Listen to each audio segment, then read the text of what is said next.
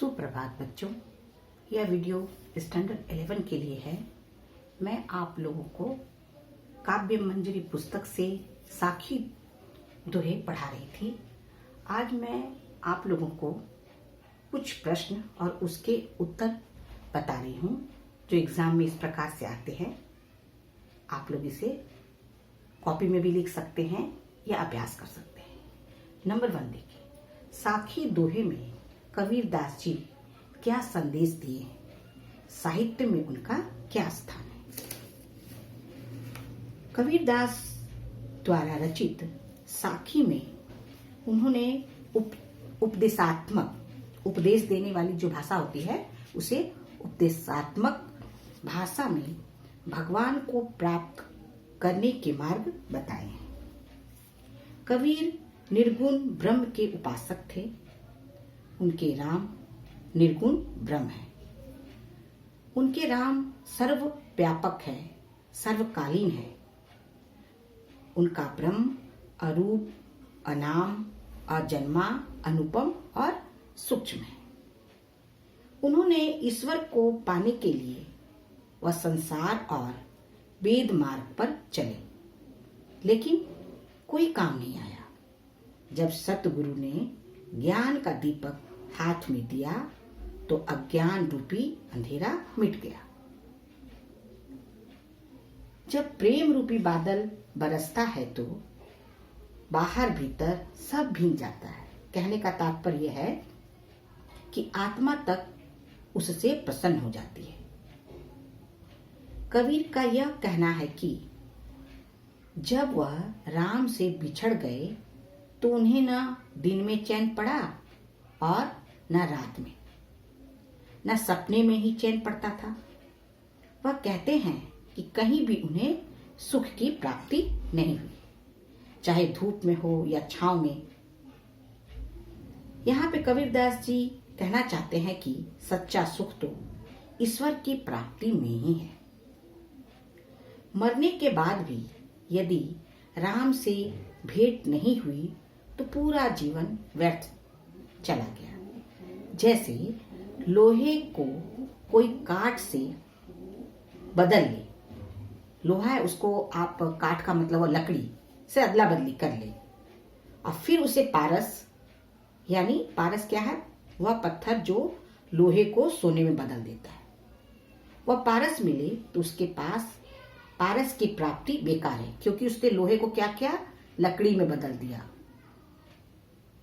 उसी प्रकार जीवन में ही ईश्वर की प्राप्ति ही सुखदायक और कल्याणकारी है। राम की राह देख देख कर आंखें दुखने लगी और राम पुकार पुकार कर जीव में छाले पड़ गए, लेकिन राम नहीं मिले।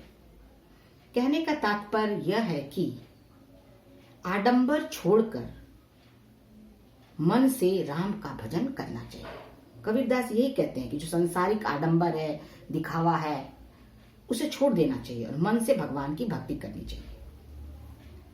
कबीर का यह मानना है कि अगर वे संसार को देखकर रोते हैं तो उनका बल कम होता है, और यदि हंसते हैं तो ईश्वर नाराज होगा, क्योंकि उनकी यह संसार उन्हीं की बनाई हुई कृति है, पर वह हंस रहे हैं।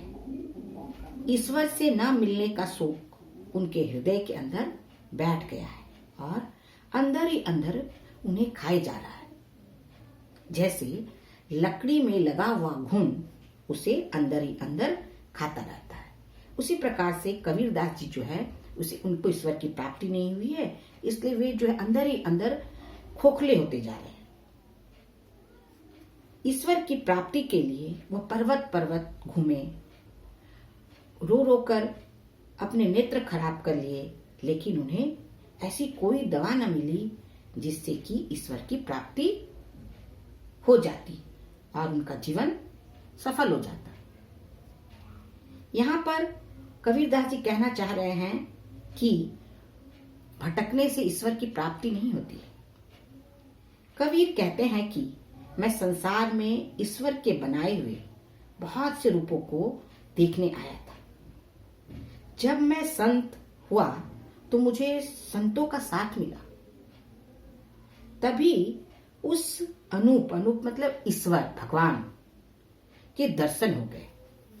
अतः कबीर का मत है कि ईश्वर का दर्शन संतों के सत्संग से ही संभव है। जब तक हृदय में अभिमान रहता है, घमंड रहता है, तब तक उस हृदय में ईश्वर प्रवेश नहीं करते हैं। लेकिन जैसे ही हृदय में ईश्वर का निवास होता है, हृदय से अभिमान घमंड अपने आप चला जाता है। अभिमान मनुष्य को नष्ट कर देता है, इसलिए उसे ईश्वर का समर्थन नहीं मिलता है।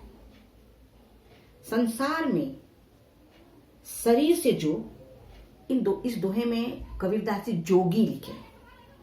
तो जोगी का अर्थ होता है योगी, साधु, महात्मा। तो संसार में शरीर से जो जोगी सब बन जाते हैं, लेकिन मन से जोगी कोई बिरला ही बन पाता है। एक दो व्यक्ति ही मन के योगी होते हैं, बाकी सब दिखावे के होते हैं योगी। यदि मन से कोई योगी बन जाता है तो वह सहज में ही ईश्वर को प्राप्त कर लेता है।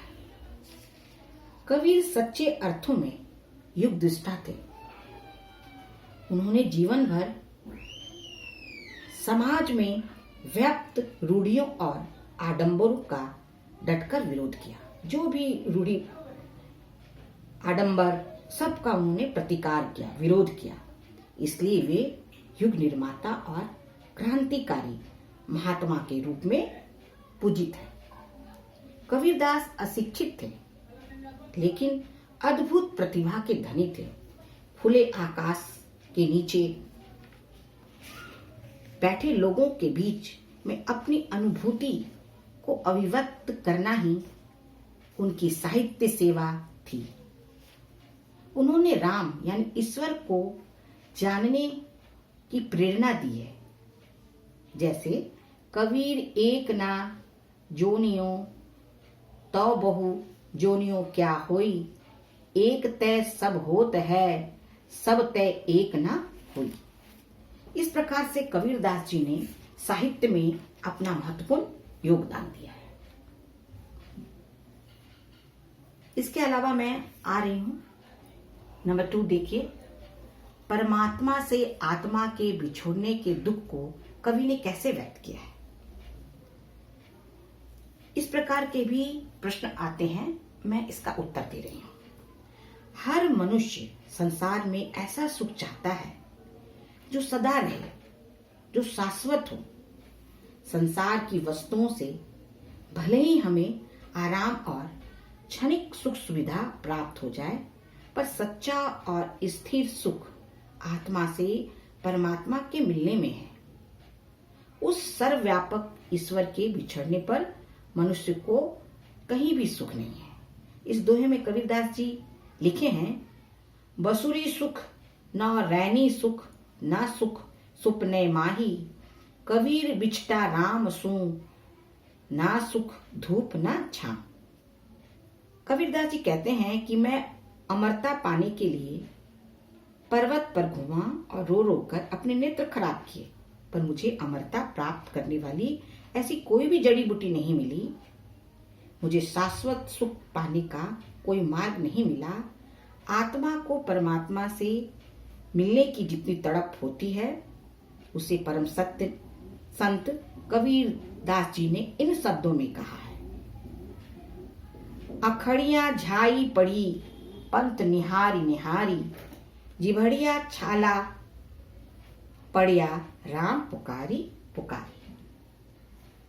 अब नंबर 3 देखिए प्रश्न, परम संत कबीरदास जी ने प्रेम के महत्व को किस प्रकार प्रकट किया है, साखी के आधार पर स्पष्ट किया है। स्पष्ट कीजिए, क्योंकि उन्होंने प्रेम के आगाढ़ महत्व को बताया है, लेकिन हमें साखी के आधार पर स्पष्ट करना है। प्रेम जो है अत्यंत सुखदायी है। प्रेम दुख भुलाकर मनुष्य को सुख में सराबोर कर देता है। प्रेम में त्याग होता है। लोग संसार में एक दूसरे को प्यार करते हैं, सांसारिक सुख में स्वार्थ होता है। ईश्वर सब जीवों पर दया करते हैं। उनका निस्वार्थ प्रेम हमें सुख प्रदान करता है। ईश्वर का प्रेम पाकर हमारी आत्मा हरी भरी हो जाती है। कबीर बादल प्रेम का हम पर वर्षया आई, आंतरी भीगी आत्मा हरी भई बन राई। यानी प्रभु प्रेम पाकर आत्मा जो है गदगद हो जाता है, चारों ओर सुख फैल जाता है। आप लोग इसी प्रकार के प्रश्नों के उत्तर अभ्यास कीजिएगा।